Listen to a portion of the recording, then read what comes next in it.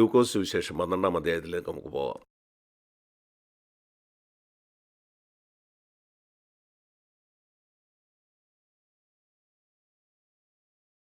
മുപ്പത്തിയഞ്ചാം വാക്യത്തിൽ നാം വായിക്കുന്നത്, നിങ്ങളുടെ അര കെട്ടിയും വിളക്ക് കത്തിയും കൊണ്ട് ഇരിക്കട്ടെ.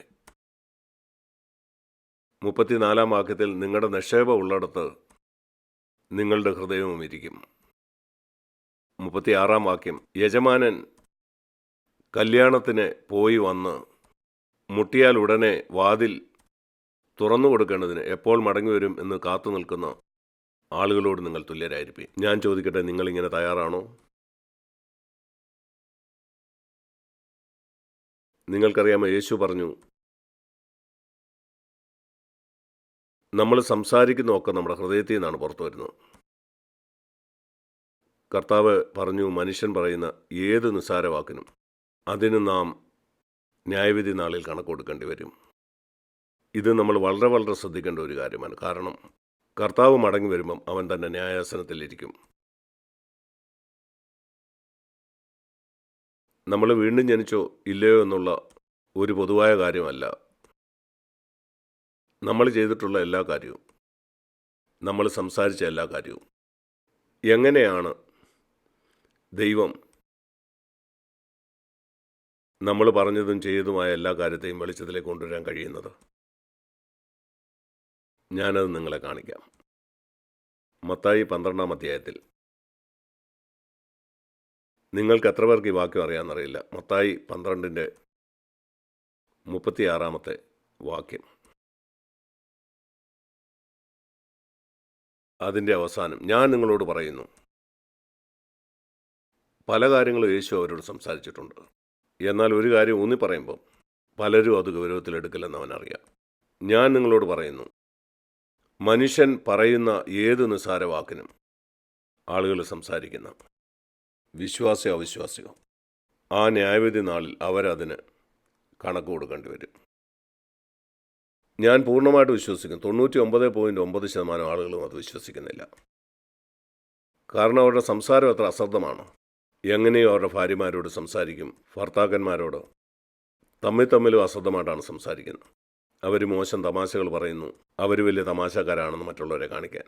ഇതുപോലെ എത്രയോ കാര്യങ്ങൾ. അവർ പറയുന്ന ഏത് നിസ്സാര വാക്കിനും അന്ത്യന്യായവിധിയിൽ കണക്ക് കൊടുക്കേണ്ടി വരുമെന്ന് അവർ വിശ്വസിക്കുന്ന നിങ്ങൾ ചിന്തിക്കുന്നു? ഞാൻ ചിന്തിക്കുന്നേ ഇല്ല.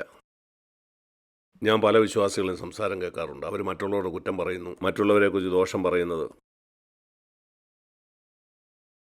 മത്തായിയുടെ സുവിശേഷം 12-ന്റെ 36-ാമത്തെ നിങ്ങളൊരു കാർഡ്ബോർഡ് എഴുതി നിങ്ങളുടെ മേശപ്പുറത്ത് വയ്ക്കണം.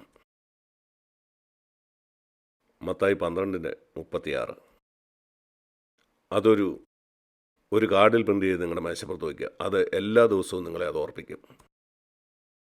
മനുഷ്യൻ പറയുന്ന ഏത് നിസ്സാര വാക്കിന് ന്യായവിധി നാളിൽ കണക്ക് ബോധിപ്പിക്കേണ്ടി വരുമെന്നുള്ള കാര്യം നാം അത് നമ്മെ തന്നെ ഓർപ്പിക്കണം. കാരണം നാം അത്ര മറവിയുള്ളവരാണ്. നിങ്ങൾ നിങ്ങളെ തന്നെ ഓർപ്പിച്ചുകൊണ്ടേയിരിക്കണം. അങ്ങനെ നിങ്ങളത് ഓർത്തിരിക്കും. ഗുണനപ്പട്ടിക പഠിക്കുന്നത് പോലെ നമ്മുടെ സ്കൂളിൽ 1 മുതൽ 12 വരെയുള്ള ഗുണികപ്പട്ടിക നമ്മളെ പഠിപ്പിക്കാറുണ്ട്. ഇന്നും എനിക്കത് ഓർമ്മയുണ്ട്. 12-1, 12, 12-2, 24 അങ്ങനെ നിരന്തരം നാം അത് പറഞ്ഞാൽ നാം അത് മറക്കത്തില്ല.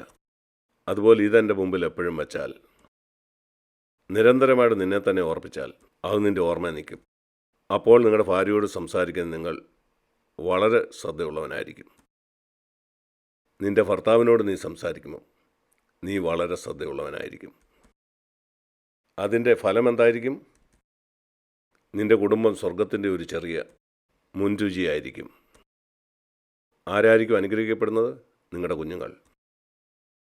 സ്വർഗത്തിലായിരിക്കും നിങ്ങളുടെ കുഞ്ഞുങ്ങൾ വളരുന്നത്, സ്വർഗീയമായ ഒരു അനുഭവത്തിൽ. പിന്നെ അവർ വളർന്ന് വിവാഹം കഴിക്കുമ്പം അവരും ഇപ്രകാരമുള്ളൊരു കുടുംബം പണിയും. ഇന്ന് ഞാൻ എൻ്റെ കുഞ്ഞുങ്ങളുടെ വീടുകൾ സന്ദർശിക്കുമ്പം അത് എനിക്ക് വലിയ സന്തോഷമാണ്. വളരെ കർക്കശമായിട്ടാണ് ഞാൻ എൻ്റെ 4 മക്കളെ വളർത്തിയത്. അവർക്ക് ശിക്ഷണം ആവശ്യമുള്ളപ്പോൾ ഞാൻ വടി ഉപയോഗിച്ചു, വളരെ കർക്കശത്തോടെ. എനിക്കതിൽ ദുഃഖമില്ല. അതിൻ്റെ ഫലം ഞാനിന്ന് കാണുന്നു. അവർ 4 പേരും കർത്താവിനെ സേവിക്കുന്നു, സഭ പണിയുന്നു. എന്നെ സന്തോഷിപ്പിക്കുന്ന കാര്യം ഇതാണ്. ഞാൻ കാണുന്നു എൻ്റെ 17 കൊച്ചുമക്കളെ അവരും അതുപോലെ തന്നെ വളർത്തിക്കൊണ്ടുവരുന്നു. എനിക്ക് വളരെ സന്തോഷമുണ്ട്. ഇത് ഓരോ കുടുംബവും അത് പലതരത്തിലാണ് ചെയ്തു വരുന്നത്. ഉദാഹരണത്തിന് ഒരു കുടുംബം CFCയിൽ വരുന്ന ആ 10 മിനിറ്റത്തെ ഡെയിലി ഡിവോഷൻ എല്ലാ ദിവസവും രാവിലെ അത് കേൾപ്പിക്കുന്നു. എല്ലാ ദിവസവും CFCയിൽ അത് വരുന്നുണ്ട്. അത് വെറും 10 മിനിറ്റ് മാത്രമേ ഉള്ളൂ. വളരെ കുറച്ച് സമയം, ചിലപ്പം 12 13 മിനിറ്റ്. എൻ്റെ കൊച്ചുമക്കൾ അത് കേൾക്കുന്നതിൽ ഞാൻ വളരെ സന്തോഷവാനാണ്. എല്ലാ ദിവസവും. നാളുകൾ കഴിയുമ്പോൾ അതവരെ സ്വാധീനിക്കും. ദൈവഭയത്തിൽ മക്കളെ വളർത്തുക എന്ന് പറഞ്ഞാൽ അതിൻ്റെ അർത്ഥമെന്താണ്? നിങ്ങളിൽ ചിലർക്ക് കൊച്ചുമക്കളുണ്ട്.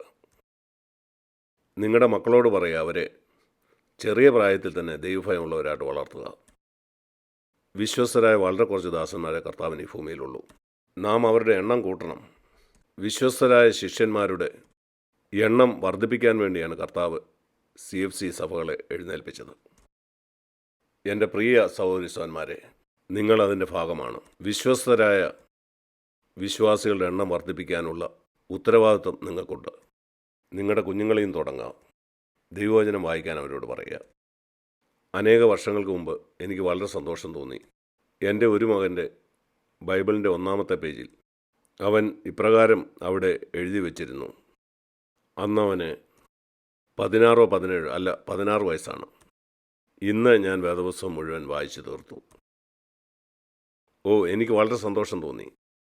16 വയസ്സുള്ള ഈ കുഞ്ഞ്, ഞാനൊരു ബൈബിൾ അവന് കൊടുത്തിരുന്നു. ലിവിങ് ബൈബിളാണ് ഞാൻ അവന് കൊടുത്തത്. അത് വായിക്കാനായിട്ട് ബുദ്ധിമുട്ടില്ല. അതിലാണ് ഇന്ന് വേദപുസ്തകം വായിച്ചു തീർത്തെന്ന് അവൻ എഴുതിയിരുന്നു. ദയവായി നിങ്ങളുടെ കുഞ്ഞുങ്ങളെ വേദപുസ്തകം വായിക്കാൻ ഉത്സാഹിപ്പിക്കുക. അവർക്ക് ചിലത് മനസ്സിലായില്ലെങ്കിൽ നിങ്ങളുടെ അടുക്കൽ വരാൻ പറയുക. അവരെ ഉത്സാഹിപ്പിക്കുക. നിങ്ങൾ തന്നെ ആദ്യം വായിക്കുക. ഒരു മാതൃകയായിരിക്കുക. ഞാൻ ഓർക്കുന്നു, ഒരിക്കൽ എൻ്റെ മറ്റൊരു മകൻ പറഞ്ഞു, അനേക നാളുകൾക്ക് ശേഷം, ഡാഡി, എനിക്കൊരു കാര്യം മറക്കാൻ പറ്റില്ല. ഞാൻ വീട്ടിലായിരുന്നപ്പം ഞങ്ങൾ രാവിലെ ഉണരുമ്പോഴെല്ലാം 10, 12, 13 വയസ്സുള്ളപ്പം അതിരാവിലെ ഞങ്ങൾ ഉണർന്ന് സ്കൂളിൽ പോകാനായിട്ട് തയ്യാറായി ആ സിറ്റിംഗ് റൂമിൽ വരുമ്പം നീ അവിടെ എന്നും ബൈബിളുമായിട്ടിരിക്കുന്നത് ഞാൻ കണ്ടിട്ടുണ്ട്. എല്ലാ ദിവസവും ഞാൻ ഉണർന്നു വരുമ്പം ആ ചിത്രം ഒരിക്കലും എൻ്റെ ഹൃദയത്തിൽ നിന്ന് മറക്കാൻ പറ്റില്ല. നമ്മുടെ കുഞ്ഞുങ്ങളുടെ മനസ്സിൽ ചില ചിത്രങ്ങൾ ഉണ്ടായിരിക്കും. അവർ നിങ്ങളെ കാണുന്നു, നിങ്ങൾ ബൈബിൾ വായിക്കായിരിക്കും, അല്ലെങ്കിൽ നീ മുട്ടുകുത്തി പ്രാർത്ഥിക്കുന്നത്. അങ്ങനെ കണ്ടാൽ അത് അവരുടെ മനസ്സിൽ ആഴത്തിൽ പതിയും. നീ പ്രസംഗിച്ച ഏത് പ്രസംഗത്തെക്കാളും അത് കർത്താവിൻ്റെ വരവിനായിട്ട് അവരെ ഒരുക്കും.